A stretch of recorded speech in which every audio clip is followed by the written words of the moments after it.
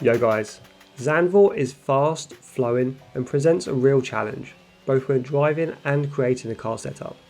It features some extremely technical sectors, with the turns 7, 8, 9 and 10 sector being extremely tricky. There are also parts of this track which are pretty narrow, ensuring you're as precise as you can be with your car positioning. And then there are some funky racing lines, especially through turns 2 and 3, where the fastest line has you running out extremely wide and high. Typically, with this sort of track, you would want a high downforce setup approach.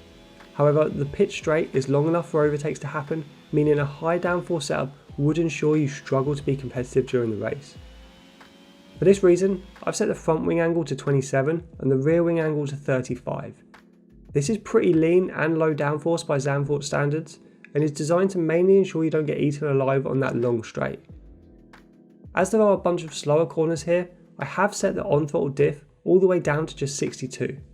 This will give you the best chance of finding traction when accelerating out of slow corners such as turns 1, 3 and 12. Turn 9 can also be hard to find traction, as you'll have to start accelerating while still applying a lot of steering input. For the off-throttle diff, I've gone with 55. This will allow your car to rotate a little better and is quickly becoming the norm with F122 setups. The suspension geometry is a little different from many of my previous setups, as it is focused much more on the sheer number of curves around Zandvoort. Go for a front camber of -2.7 and a rear camber of -1.4. Then you will want some toe in the setup to help with responsiveness, as drag isn't too much of an issue here. Go for 0.07 at the front and 0.32 at the rear. For the suspension setup, I've gone with a stiff front end for a bit more willingness when turning. Go for 8 on the front suspension and 7 on the front ARB. Then I've softened the rear completely with just 1 on the rear suspension and 3 on the rear anti-roll bar. For the ride height, go with 3 and 5. This is a touch higher than some setups, but is designed to work with the bumps and curbs around this track.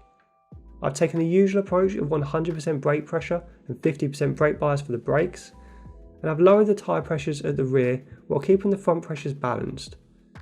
Go with 23.8 on your front tyres and 21.3 on your rears.